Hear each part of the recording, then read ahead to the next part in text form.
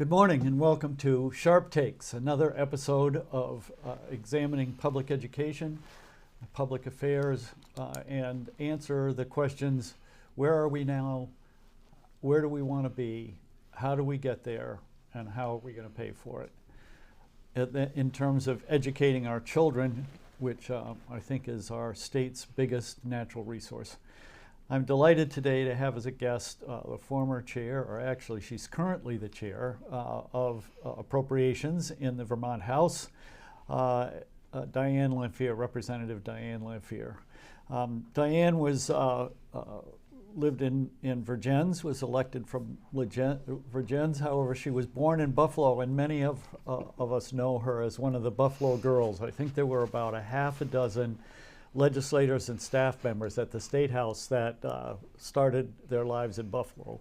And all of them have been genuinely contribute to the health of the state by their work in the State House, Diane among them. And notably, before she came to the legislature, she did a lot of work with addiction and mental health as part of her background of service, broad service to the community. You can look at her biography on the legislative website and see the extensive service that she's contributed to our community. So welcome, Diane. It's great for you to be here. And you won't be the chair of Appropriations. You won't even be in the legislature next session. Unfortunately, it's a big loss for the state. And I'd like to start by asking you to reflect a little bit on your, I think, 16 years of service, is that right, in the legislature? Yes, thank you, and thank you for allowing me to come in and chat with you. Actually, I had it written down that it was Sharpe Talks, and I thought, oh, his elbows are going to go. But I like Sharpe Takes much better. Thank you for that introduction. Sometimes I forget about all the things I've done, and because I'm always trying to look forward and maybe a little less looking back. So I appreciate this opportunity to have a moment of reflection. It was a pretty dynamic election. It was not exactly what I thought was going to happen, having been served for 16 years in the community doing a variety of things. But I would say that being chair of Appropriations was probably the pinnacle of my time there, and also the hardest work that I've ever put in.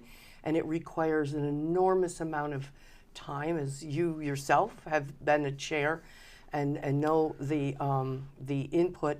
It takes a little bit away from what you can give back in the community, because you're giving and you're working at such a level in Montpelier that I could see where you're not as able to make legislative breakfast or other connections because you're working 7 days a week. Takes you out of the community more than you'd like, yes. Probably. Yes, it does, and you can feel it, and you hope that they realize what your contribution is. I know my colleagues have, and you're right. As I transition out of this role, I can actually feel very good about where the next chair is ready to take over. Having served with them, I'm feeling pretty good about where our committee is. The House Appropriations, for those that may sound a little strange, or what do they do anyway, is where the budget starts in the state budget. And this is one of the things that I think that I discovered out on the campaign trail, that people thought because I was the budget writer or did budgets, they thought I did the school budgets. Yeah. So some of the anger and angst around the changes that we're going to talk about in the education world, I was a little surprised and taken back that they thought that the level of authority that the legislature has around very specific school budgets, which is another whole future story. But 16 years is a great time. I can honestly say, because, and I'm going to advocate for, and did when I was there, that I hope that Montpelier can find its way to actually be able to create a compensation package that's a little more in line with being able to put the best and brightest in Montpelier. We do have an incredible level of brilliant minds that are there, but they're it's at a sacrifice financially if you're only making $15,000 a year with no benefits, pretty much a part-time job that requires a full year's work all the time. We had tried to actually, I know you probably had heard people were saying, oh, they doubled their pay.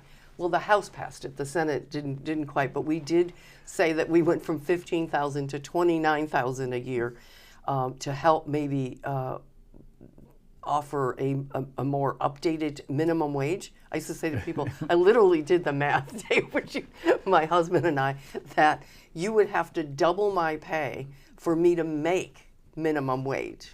And I don't think the average Vermonter, they believe that we make like the salary like the governor, who's one of the top 5 highest paid governors in the country, or that we make money like is equivalent to what happens in DC. We do need to start to think about how we compensate the people who sacrifice their time and energy for the state of Vermont. Yeah, absolutely. It's vastly underpaid. I think there is sort of a fine line. We don't want professional legislators either. That make a career and have an office and a car and all the amenities that I believe legislators in New York State have. So maybe some people are thinking that Vermont is like New York State in that regard. We're to a point though where people who really want to serve, who would be quality members of the legislature, won't or can't because the finances just don't work for them or their families. And I know that you're aware of how many people that have not been able to serve because of that.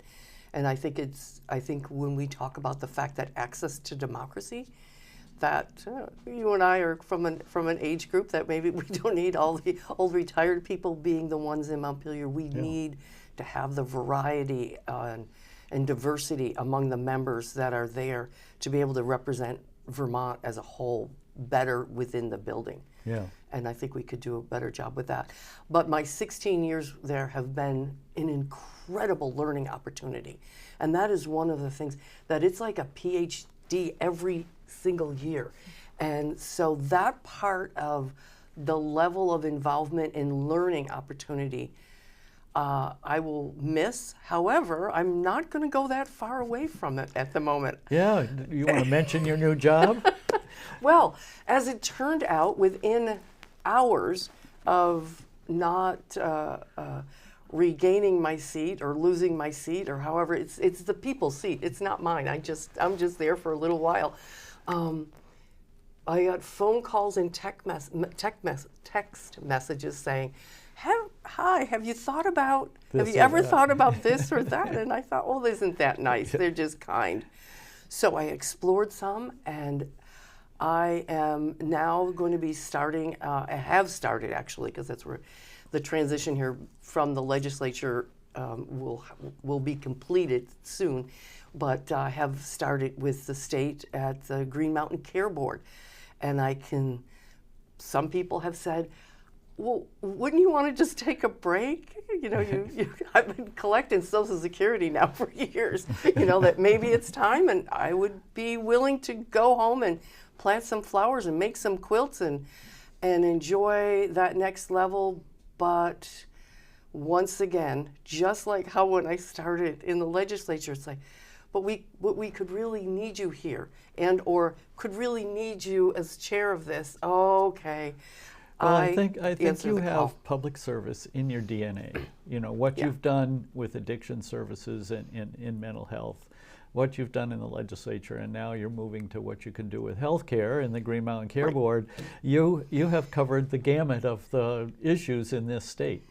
So I want to turn our attention for a little while here onto education. And I remember you occasionally advocating with me how we really needed one high school for the county, Addison County. So do you still think that's a good idea? And what are your thoughts about education? I think that it's an excellent idea to explore. I think I'm not hubris enough to think that my idea is the only one. I just know from the view at a state level and or at a county level, I don't know if you know this, Mr. Sharpe, but I actually currently am still an employee of the Addison County Northwest. I'm a substitute at the elementary school in the community, and it's also where my youngest grandson is in 2nd grade. And it is a privilege to be able to work in the school district. So it gives me even more of an opportunity to see things firsthand as both a parent and family member and a citizen. I do believe that we're local control around being able to make the massive change that needs to happen needs to start at the state level, and maybe a little less of a heavy mandate and more of a we're here to work with you to get to a new day. And I think this is where the commission, and I think you have had Representative Conlon on, who's doing some very good work on that. I think we have, the numbers are telling us, the number of students and coming up is as everyone knows, is decreasing. And we need to look at taking care of them in a new environment. So you speak of massive change. Mm-hmm. What do you see needing to be changed?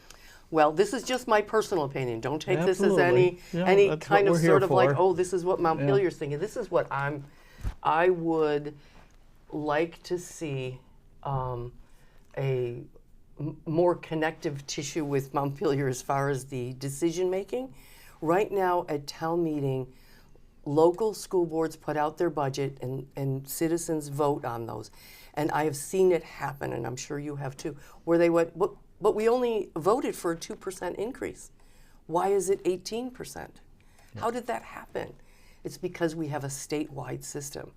And there's a little bit of a disconnect, not because people are not informed or it's no way insulting, but they're not,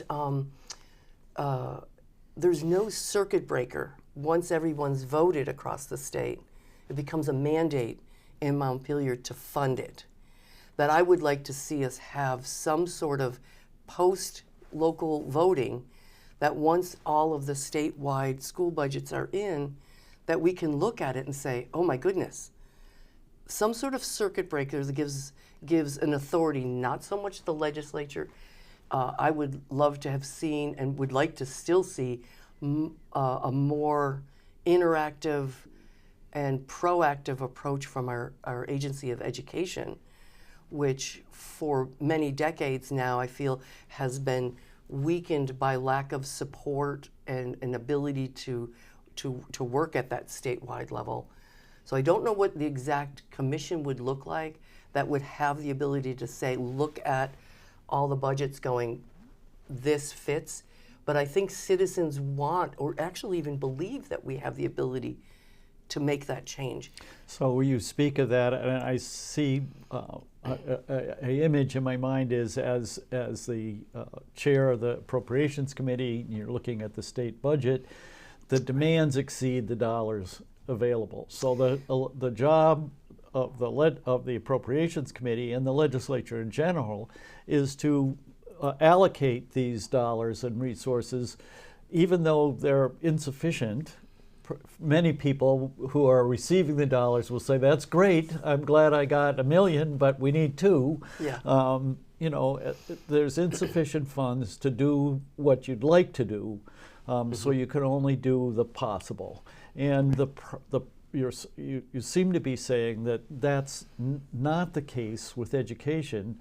Right. When it gets to Montpelier, the legislature, neither the legislature nor the administration have the power to say, we don't have sufficient money to fund all these things. You're going to have to cut back. We're going to have to allocate less. And that creates this issue that you're referring to. Right, the mandate to fund what the voters.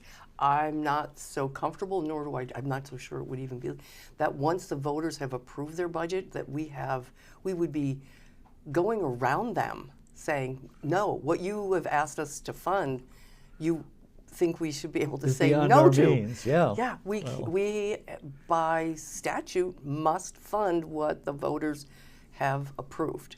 But I think the results of the just recent election, people were thinking that the legislature did have that authority, and that they abdicated their authority or somehow didn't do their job that they were responsible to do to cut those budgets. And yet, had the legislature taken that action, first of all, I'm not sure it would be legal, and then secondly, there would be a huge brouhaha. You know, we voted that budget. How dare you tell us we're not going to get that much? But you get to change it. But, but people, wherever. So you all voted, all in towns across the state. You all voted 20% increase, but we could only afford 15. So all of you are going to get your budgets cut by 5%, whether you like it or not. Can you imagine that happening? I can't, but I can, and seen where people in Montpelier thought we could. Yeah, and voters we do. may be expected to say that no, you can't. So you're right. What we do have the authority to do, which is slower to change, is we can set some parameters in the coming years of how budgets could be crafted. But that takes multiple years to get to, and voters, the situation is much more dire and immediate, that the level of that type of turning the ship is too slow. And so we have in Montpelier we have one choice. We have to fund it. How we fund it is what we get to choose. So in this past session, people will say, oh, the taxes went up 13-14%. And I said, no, they went up 18%. It's just, we literally bought it down. And why that means is we increased 2 new taxes to go into the ed fund to bring that increase down to 13%. And we used $70 million of one-time money. Which means it has to be paid next year. It's a whole starting this year, and where people have indicated where the governor's ideas. The governor wanted to take even more of one-time money to buy it down. $250 million by some math. Yes, that would have only just been a temporary moment. Credit card. Yes, and we have to pay that. The taxpayers themselves would have to pay that, as you know, in the future. So it was a little bit of a split. We raised taxes. We continued. We actually put the commission together. But that one-time $70 million. So when I saw the December 1 letter, which is kind of wonky throughout that means like the tax department takes all the budgets as to maybe where they're going. It's kind of a preview, an estimate. They're not done. But said, oh, dear school boards, if all of this was to come true, this is what it looked like. It would, right, and that was where we got last year, the 20%. School boards actually did some great work and got it back down to 18, and then, but right now the December 1 estimate had it at 5.9% increase again. What I haven't been able to discern, but I saw it written somewhere, that 5.9 does not include the 70 million. Oh. And I don't know if that is an accurate or just a typo on the word not. Yeah. But I'm interested to see, because if that is the case, that 5.9 is higher than what people think. Is going to be higher than 5.9. So. But we'll see. So you have spoken about 3 big things that need to happen. One of them, I think, is about this circuit breaker, or this conversation between the state and the local towns. What are the other 2? Right. What would people like us to do when we see something, or the authority to be able to react to some sort of circuit breaker when everything plays out and we all feel that it's not in a line. So figuring out some sort of circuit breaker to be able to make a change to that would be great. The other thing is that regional areas and local school boards do not have the scope of the authority to be able to bring about, nor do they have the time or the energy to put into it. That was me. My apologies. This gets to your point of like the one we are going to have to, it's going to happen anyway, that change because of the decrease in the amount of children we have in certain buildings is not going to become financially or functionally in the best interest of their education and or in the taxpayers. But we need to get ahead of that. And where that comes is like, we could move to where should high schools be and how do we build them to meet not today's standards, but the standards that our children who are in kindergarten now, 20 years from now, are going to need to have access to and not. So that may mean looking at no borders. Yeah. I would look at no borders of towns. Where is the best place and where's the transportation circle to be able to bring that make sense? So that it could be one in a county. Who does that? Is there a Exactly. commission of education or what? I would love to see the Agency of Education be able to have the bandwidth and the authority to bring these very controversial, that's so far huge. has been the huge problem, is what we call legislative paralysis, because 150 members, everybody's local community is going to be against a lot of the changes. And until we as the big we can step up at a level that says this needs to change and we need to have an authority that can lead us through that is sensitive to the community and does not have at least some other biases at work. I think you speak well of needing to have a sense of we that I think we've lost to some extent, and I think we need some leadership in that regard, which is, in my view, missing. And it would be really good to see, the Agency of Education or the administration or some leaders step forward with a we idea. This is not going to necessarily be appealing to the little niche here and there and everywhere throughout the state that's going to pull legislative votes away. Rather, we need to think that they're all our children. We have this responsibility. We need to do it in a cost-effective and an educationally effective manner. It's going to take some changes. Some very big and uncomfortable changes, and that's why it is tough to do, because anybody stepping out, whether it's the governor or somebody, to be able to bring that forward as an idea, not as a completed idea, but as an idea to be fleshed out over, it would take years, a couple of years, to take into consideration all of the community's ability to have their needs not squashed. Right. But somebody who really cares about making sure that either what they would like to see happen can, or at least explaining to them why something else would be in their best interest.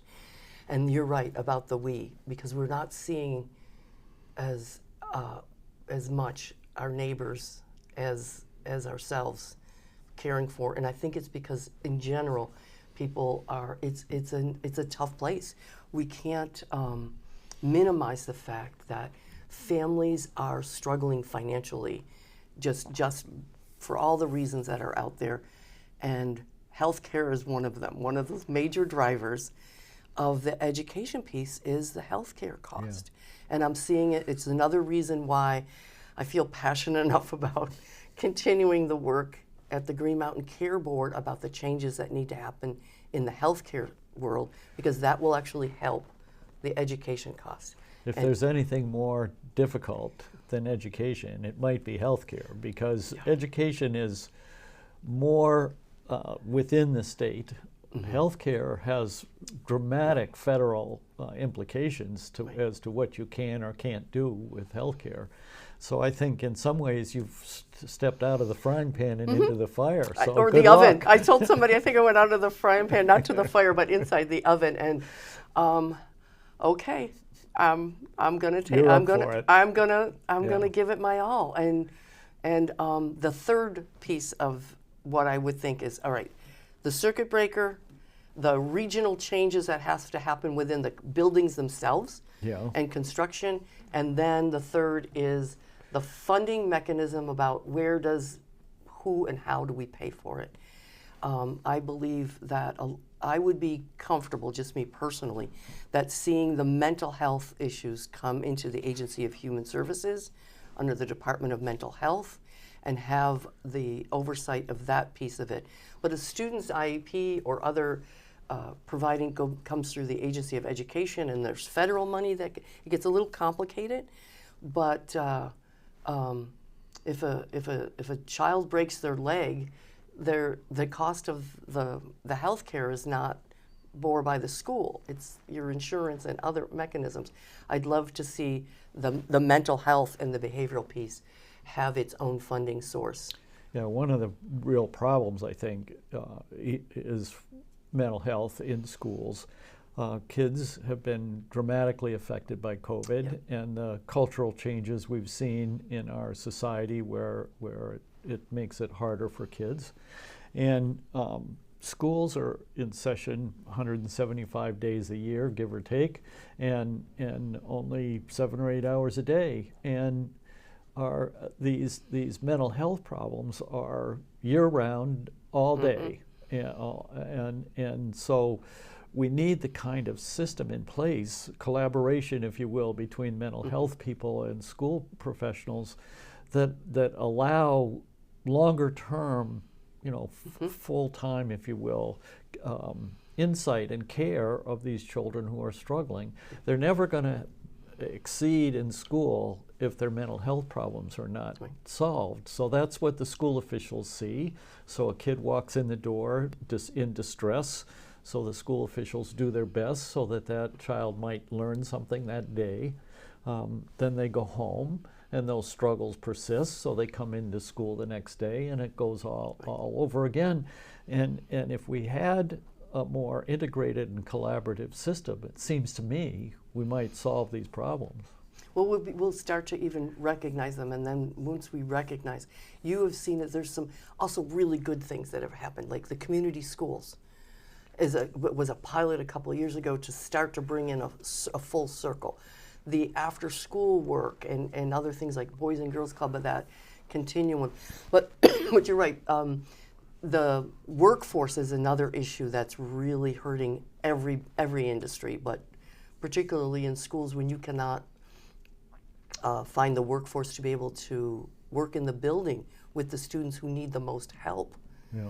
And I've seen it firsthand where it's really, really hard to find people. And some school districts, not particularly in Addison County, have sent out a notice to parents saying, we know that this is your child's need and it's a part of their IEP or their work, but we physically cannot even provide what your child needs. When the budgets are so tight, you can barely hire the academic teaching staff you need. How can you possibly go out and hire the mental health staff that the children need at the same time out of your school budget? And the amount of time in the day that they have. And besides all of that, they just need to have some fun. They need to play. They need to go to recess. So do we. Yeah, everybody needs a break now and then from the stresses of life, and there are a considerable number of our families that don't get that break. No, they don't, and we have to be very sensitive to that, which is why I'm so fortunate, and I am lucky, and I'm privileged enough to be able to have some ducks in a row that I can still do some work, even though we're, my 70s, Yeah. Jim's 75, and we're still talking about, we should put money away for retirement. And we but we're very fortunate. We're maybe one bad day or something that will change, just like in anybody's life, could change things immediately. Yeah. But as long as I can still be of contribution. And having the grandkids makes all the difference, I guess. Well, he's actually coming in a couple of hours because he has an ear infection. So he's going to be with me this afternoon, and why I can work remotely from home. Yeah. And he can be with me too. So that fits the family. Yeah, we also have grandchildren in town, and seeing them and making a breakfast and going on field trips and whatnot with the grandchildren makes life special at this point. So I want to thank you very much for coming today and sharing your thoughts. You have an exemplary career behind you as building the bridge on the lake. I'll never forget that. Yep. And your service in the Transportation Committee and the Appropriations Committee and the legislature in general. I want to thank you for that service. Has been a great contribution to the health of this state, and we couldn't have done it without you. So thanks a lot. Well, you're welcome. Thank you. Take care. And that's it for another session of Sharpe Takes.